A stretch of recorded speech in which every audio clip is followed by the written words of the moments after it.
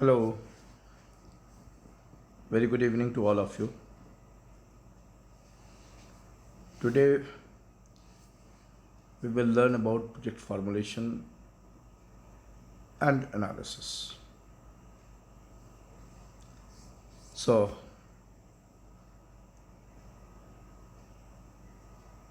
in this area,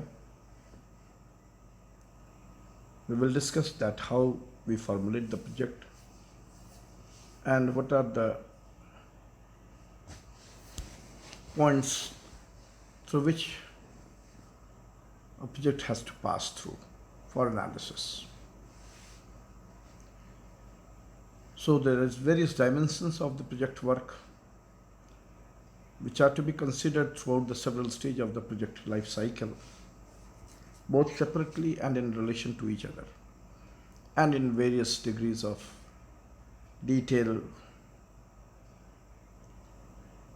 A multinational project analysis is a vital exercise that should be carried out to prepare a detailed project report DPR.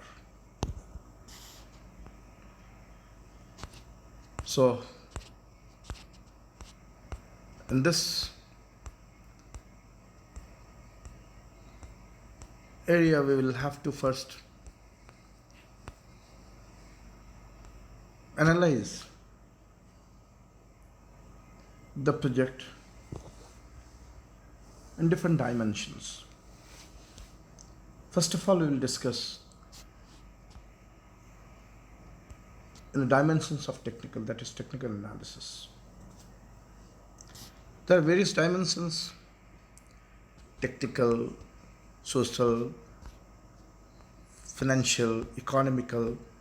There are so many which we have already discussed in our previous lectures. But today we will discuss all these analysis one by one. The first one is technical analysis. Technical analysis is one of the important dimensions of project analysis. Among the issues of technical design are size, locations, timing, and choice of the technology package. There is need to emphasize the need to select a technology appropriate to the local needs and circumstances and requirements of the project. Appropriateness is, however, a relative concept.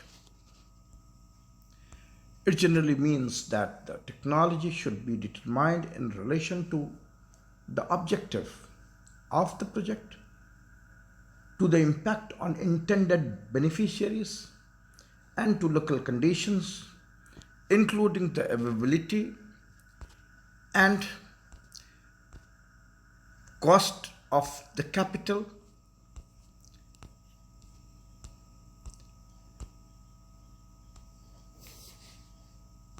raw materials availability, from where we'll get the raw materials, at what cost you want to procure the capital, from where you will get the labor. You have to have the idea about the size of the market. You have to have the idea of the present and potential capacity for planning and implementation. Numerous trade-offs are implicit in these considerations. For example, the technology may have to be reduced in complexity to fit the capability of local institutions or the socio-cultural traditions of the beneficiaries. The range of choice is very wide, from sophisticated high technology for long distance telecommunications to a labor intensive approach for maintaining the rural roads, schools, and tertiary irrigation canals. Technical analysis also provide an opportunity to consider how a country can take best advantage of its investment plans, policy framework, and development projects to build a capacity to use science and technology effectively throughout the economy. Both trained people and institutions capable of utilizing their skills are required. In the early stages of a country's development, the emphasis should be on building local capacity to import technology from abroad knowledgeably and adapt it to the local conditions. At later stage, the emphasis should shift to the development of local technology and its integration with imported technology to the encouragement of local research and innovations. Now come to economic analysis. The fundamental issue in economic analysis is how to allocate scarce resources among many competing users. It seeks to determine not only whether a project can be expected to provide a satisfactory return to the economy, but also whether there is an alternative way of achieving the same objective that would offer a higher return. The analysis entails a comparison of cost and benefit with and without the project, both discounted to present values through the use of analytical techniques that by now are highly refined, though no more accurate than the underlying data. The central concept of economy analysis is that resources should be valued in terms of their opportunities cost to the economy in the best alternative use. This is applicable to all economic systems, whether market oriented, centrally planned, or mixed economies.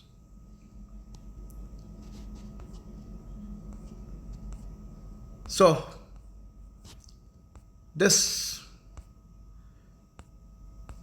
what we are discussing about technical analysis. In technical analysis, we have to have the idea about the technology. In economic analysis, we have to have the idea about the economy, whether you are using your scarce resources economically or not.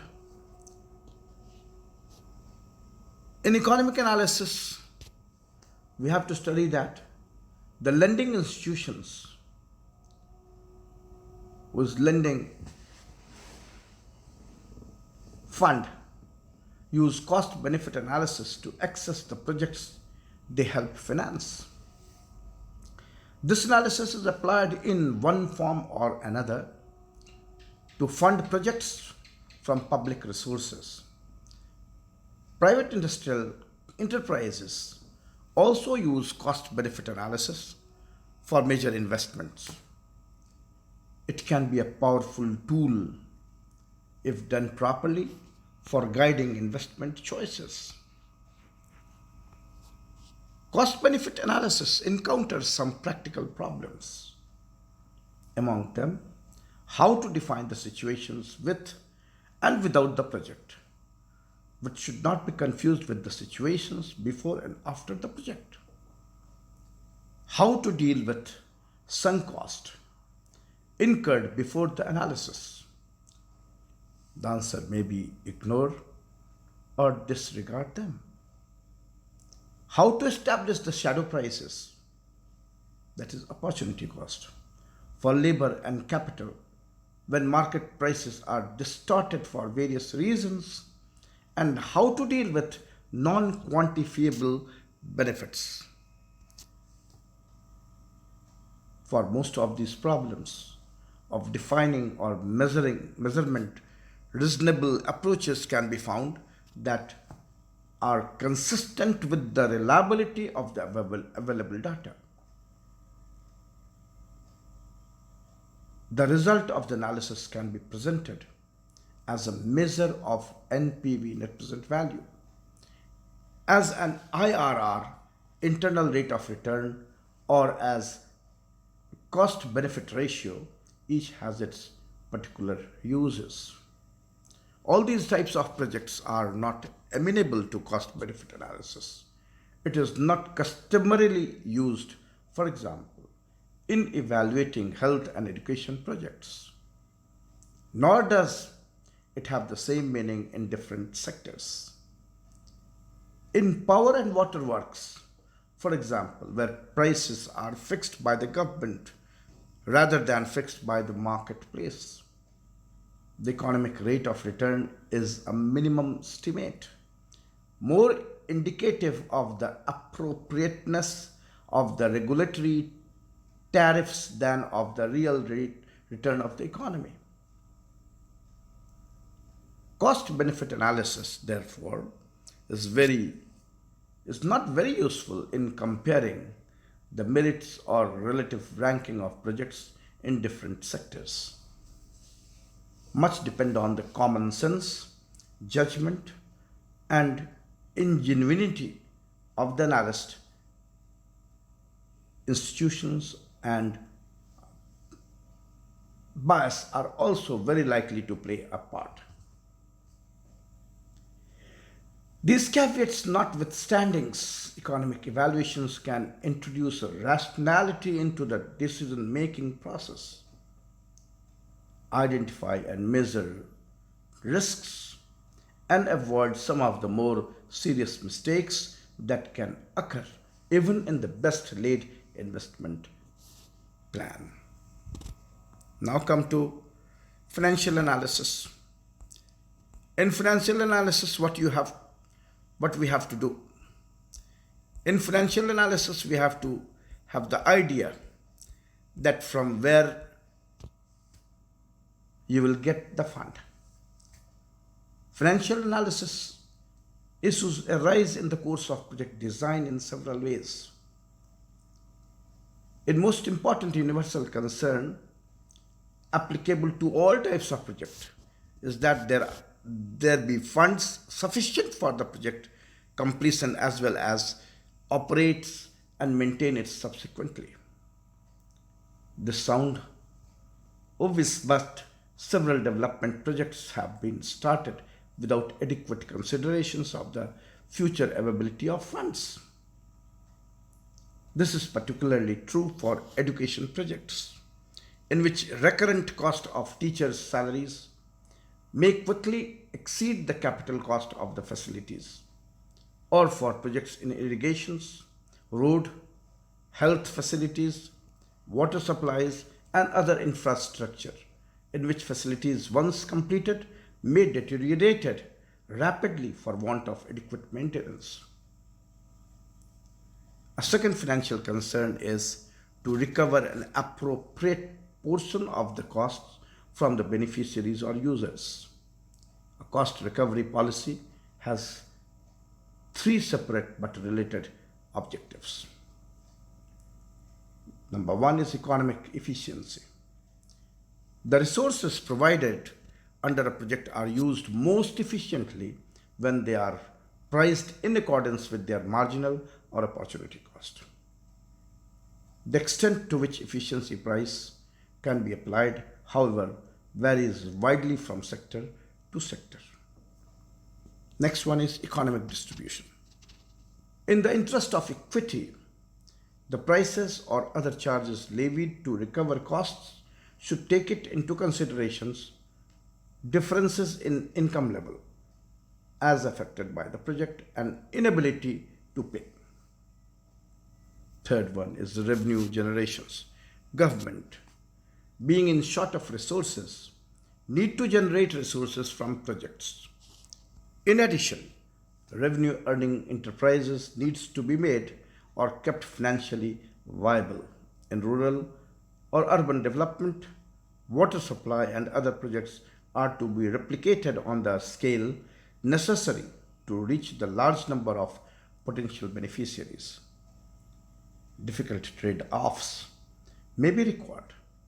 Among these, sometimes conflicting objectives, cost recovery for basic services can be an explosive political issues. This fact, together with administrative considerations, will determine what can be accomplished and how quickly. Two important rules to follow are that the new or increased levies should be related to benefits as they materialized and imposed in small but regular increments, and that similar situations should be treated similarly to avoid the appearance of discriminations.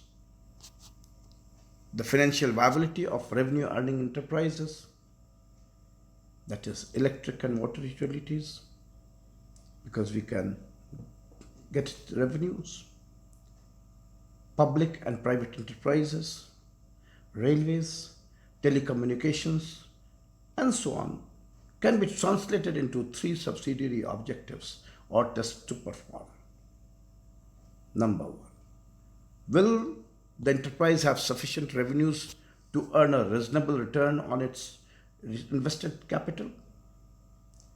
As part of the test of reasonableness, will it be able to generate enough funds internally from its operations to make a satisfactory contribution to its future capital requirements?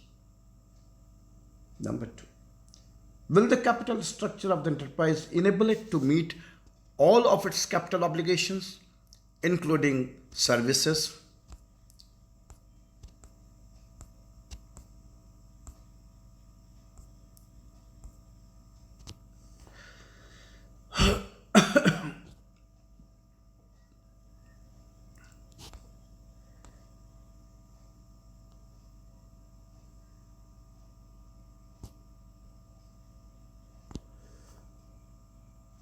Will the capital structure of the enterprise enable it to meet all of its capital obligations, including the services of its debt, in a timely manner?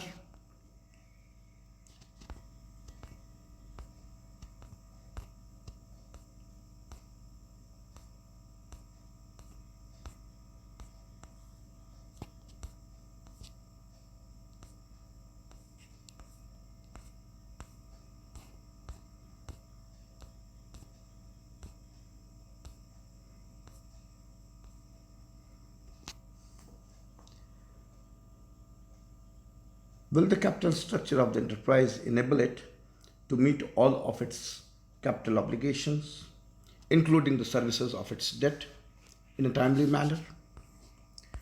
Will there be adequate liquidity, that is, sufficient working capital, to cover all current operational requirements?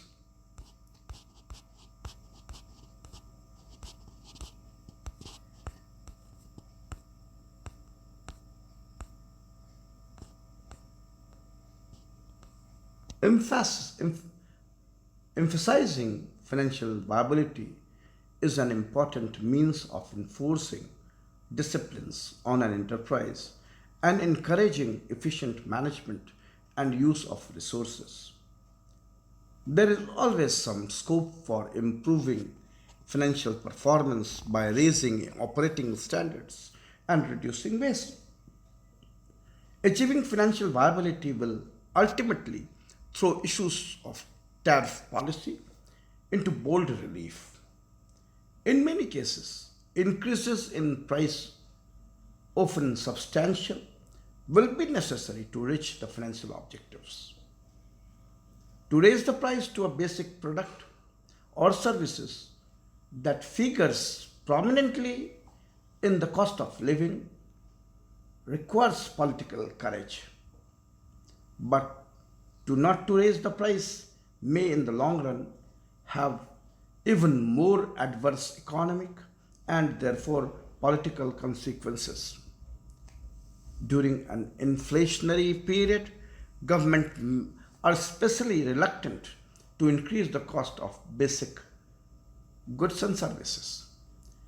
This is understandable, but failure to raise prices may also have an inflationary impact if the government must borrow to cover the deficit. One means of easing the bureaucratic and political pains of raising the price of a public services is to adjust price in small increments and at regular intervals. Another way is to make price increases automatic or quasi automatic, as when fuel costs are passed on to user through equivalent increases in electricity prices without the need for government approval each time. Now come to social analysis. Social analysis deals with the impact of project on people.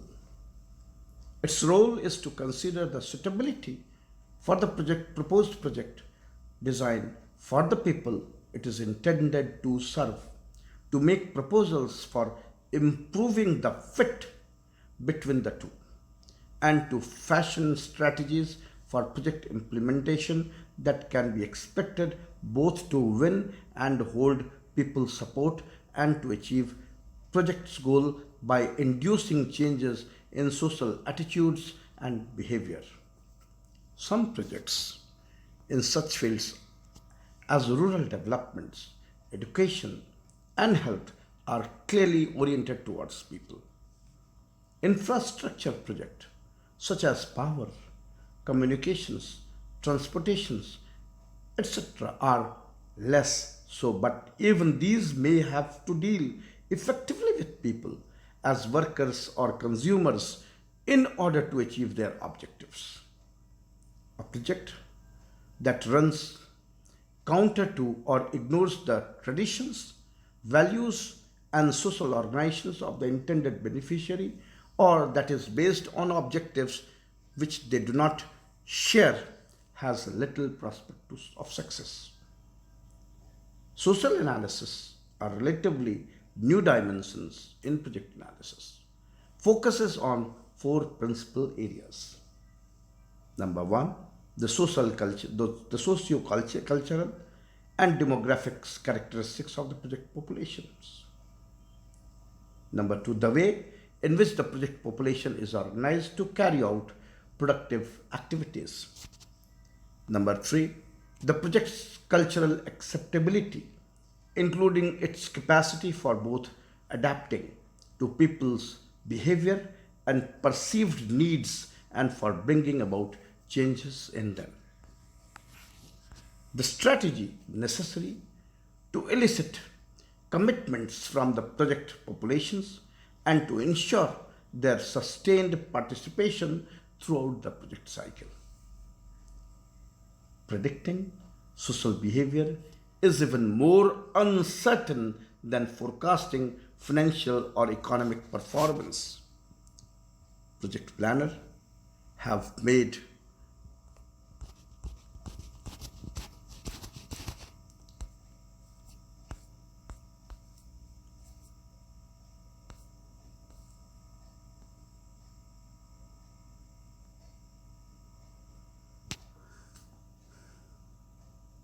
Predicting social behavior is even more uncertain than forecasting financial or economic performance. Project planners have often made unduly optimistic assumptions about the local people's interest in and need for a project, the economic and social incentives for them to participate, and the rate at which changes in their social conditions can be brought about.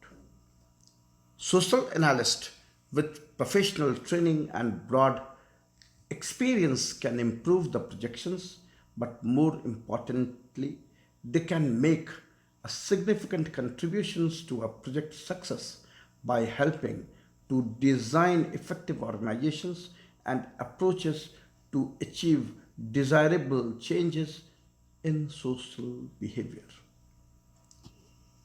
Social analysis of projects has frequently failed to take adequate account of the particular interests and need of women, despite the fact that they constitute roughly half the population.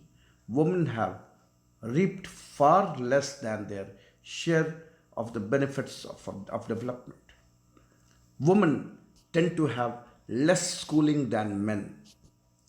Their mobility is constrained by economic and social considerations, and they often face legal barriers to their ownership of assets or access of credit. Yet women play a key role in the development process, both as producers and consumers. They provide most of the agricultural labor used in production, harvesting, storage, and marketing. Further, the central position of women in family life profoundly influences attitudes and decisions on education, nutrition, health, and family size. Thus, even if women never enter the formal labor market, ensuring that they receive adequate education may be one of the best investment that can be made. Non recognition of the role of women when projects are designed and implemented is not inequitable but also retarded the pace of economic growth. Decisions concerning the use of technology and the provisions of the wide range of services must be made with full regard to women's needs and constraints. Otherwise, projects' benefits will be reduced and the position of women made even worse. In many cases, women are the largest underutilized roles for development. Now come to environmental analysis. It is now widely recognized that environmental analysis is necessary for a country to ensure the sound management and use of its natural resources as an integral part of its strategy for economic growth. Desertification, deforestation, soil erosion, overexploitation of such renewable resources as fisheries, and air and water pollutions are lowering the carrying capacity of the environment. Usually, the poor are disproportionately affected by environmental degradations. The objective of environmental management is to achieve a balance of human demand on the natural basis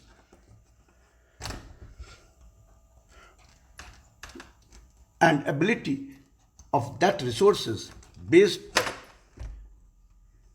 to meet these demands of a stable basis in the interest of future generation as well as those alive today.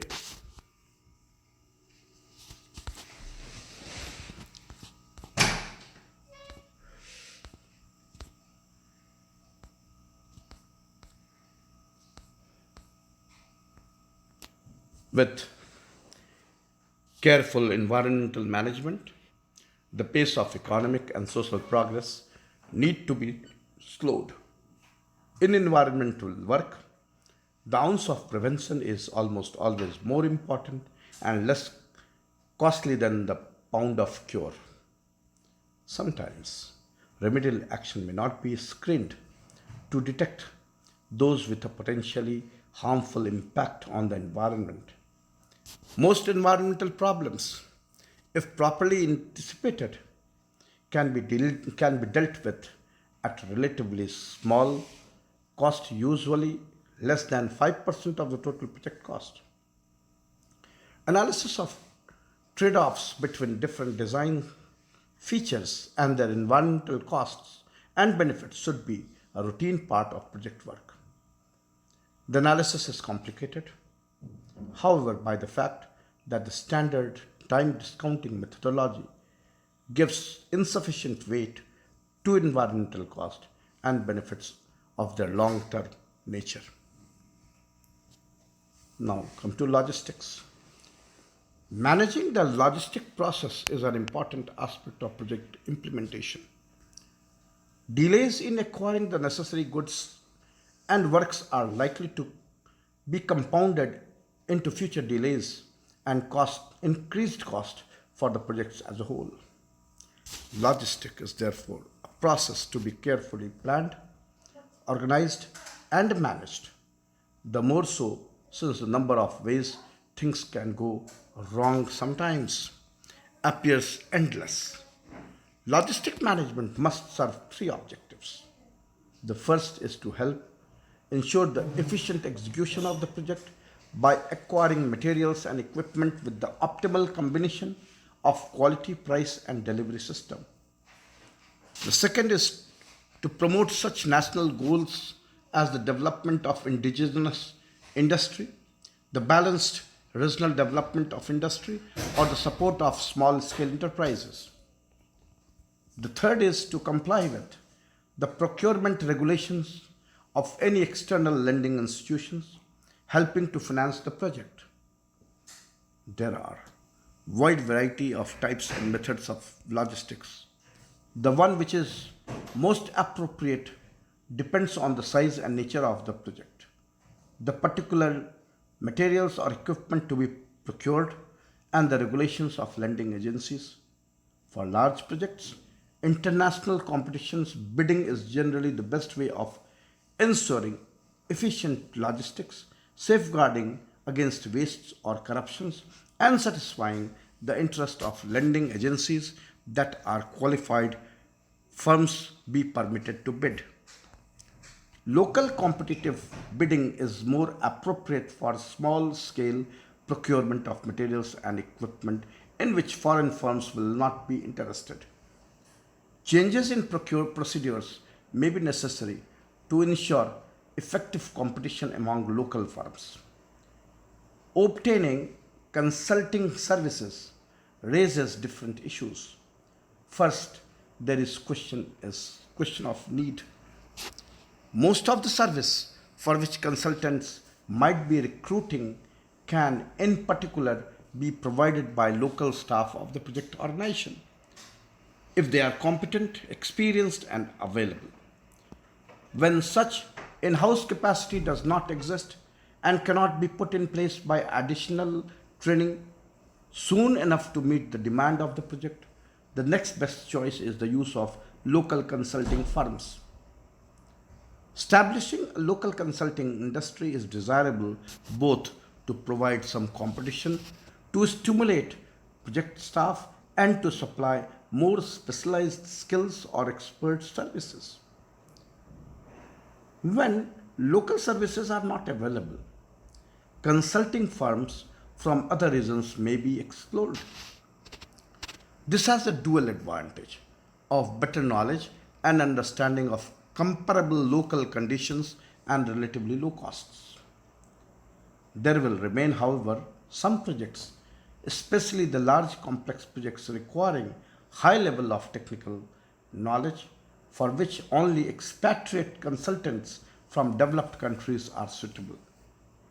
Joint ventures between local and foreign consulting firms, if into voluntarily, are often a good way of developing local capacity. When a satisfactory relationship with a consulting firms already exists, it may be eminently sensible to continue it. When no such relationship exists, or when for other reasons it is desirable to invite proposals from a short list of consulting firms, the selection process should ensure that price considerations are subordinates to a concern with quality. The cost of consulting services is usually only a small fraction of total project cost, but the quality of the work performed can have an impact on the final project out of all proportions to the cost. Next is institutional analysis. Institutional analysis in recent times has become one of the important dimensions of the project analysis. The outcome of the development projects depends on the quality of the institutions responsible for them. Yet institutions, especially in developing countries, suffered from an accurate shortage of experienced manager and staff, an excess of untrained staff, overstrained services and facilities, low wages and salaries, inadequate data and information system, and an anemical policy environment. There are no standard solutions and few readily transferable models of institutions, either from developed or developing countries. Institutional development is a lengthy process of experiment and adaptation, subject to many reverse when political and economic fortunes changes. But when strong institutions have been forged, they have played a key role in development. The overall policy environment affects the performance not only of projects but also of the institutions responsible for them. If managers of these institutions are compelled to spend time and effort counteracting the impact of government economic policies, such as critical shortage of foreign exchange, they cannot build long term capacity effectively. Institutional problems multiply rapidly when government policies seriously distort the economic environment or when government regulations impose extraneous requirements such as the employment of staff in excess of requirements for political or social reasons. Institutional problems have been compounded as more complex development objectives have been assigned to projects. Executing multi component projects or projects focused on elevating poverty or upgrading social services has placed heavy demands on institutions. Knowledge of the economic, social, and behavioral characteristics of small farmers, urban squatters, or disadvantaged tribal people is still rudimentary. Understanding of the management and institutional techniques for dealing with such projects is also at an early stage. Institutions in the public sector present a peculiar change, both because of their importance and because of the many problems they characteristically confront. A comprehensive reform of the public administration, however badly needed, is a very ambitious undertaking. A few have successfully carried out such a reform in the face of the strong resistance that these efforts generate, while careful diagnosis of the problems of the public services is a necessary first step in establishing an overall strategy for change.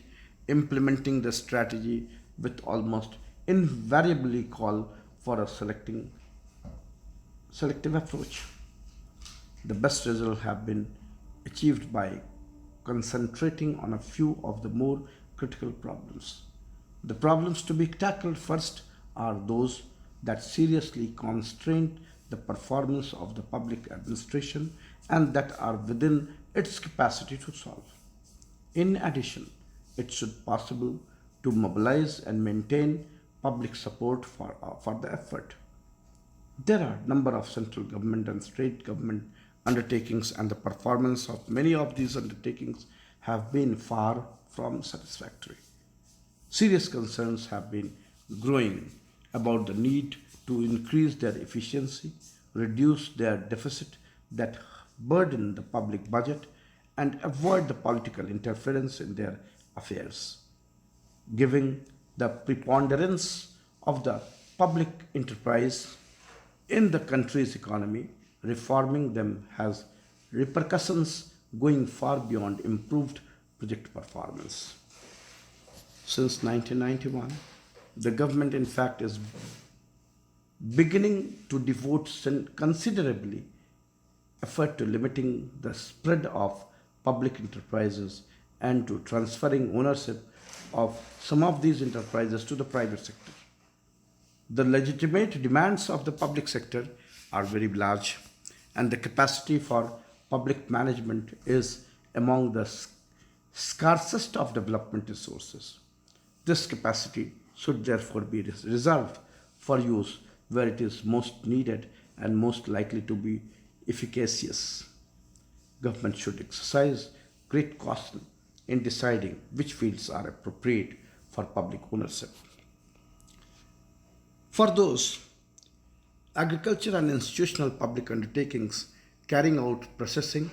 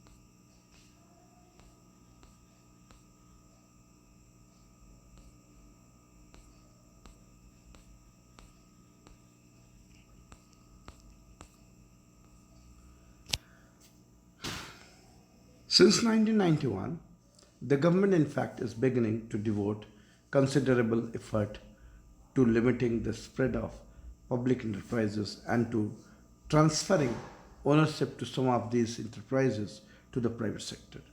The legitimate demands on the public sector are very large, and the capacity for public management is among the scarcest of development resources.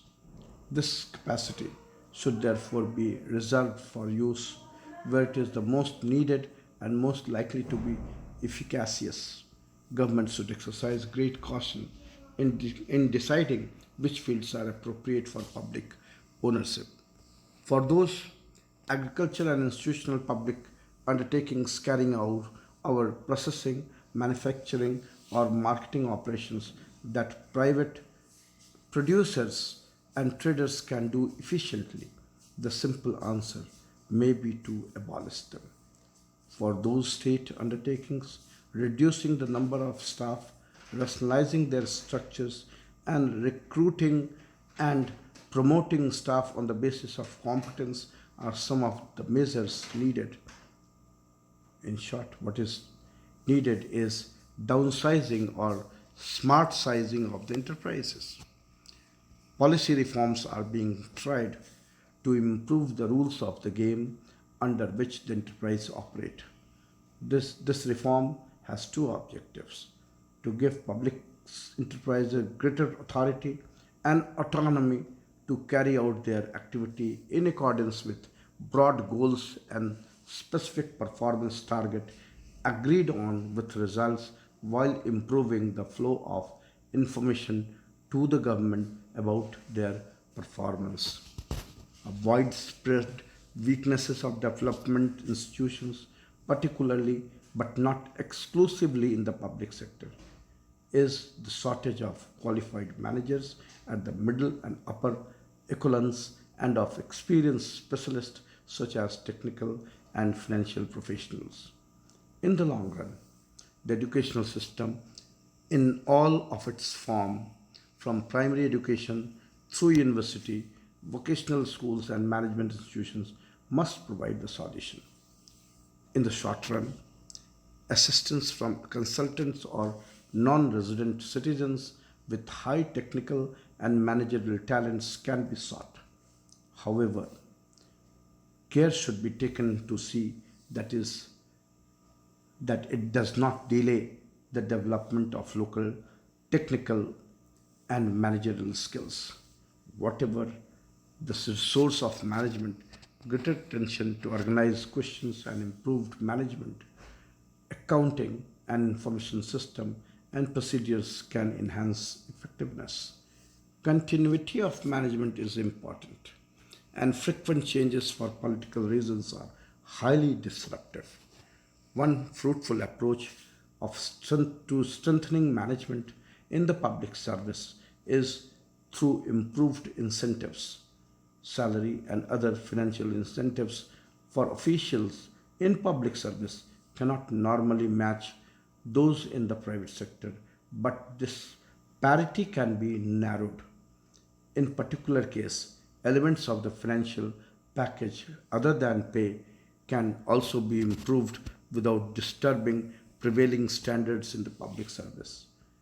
Establishing super grades outside the normal system may be a way to meet special needs while making lateral entry and exist easier can encourage managers to view public service as a natural stage in a career. Program for training managers and staff deserves greater attention. The potential contribution of such programs is very large, but experience shows that too much often they have little effect.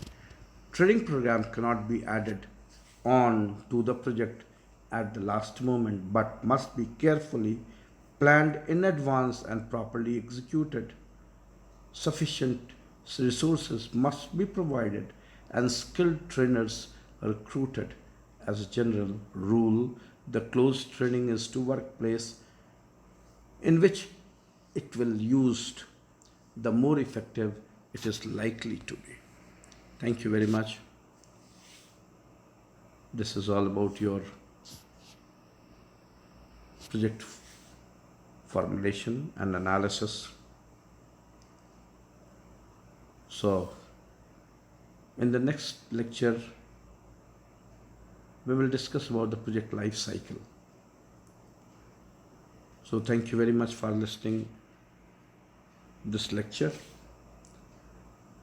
So, see you again. Stay at home. Keep yourself safe because there is no other options we have. So be careful and stay safe. Thank you very much.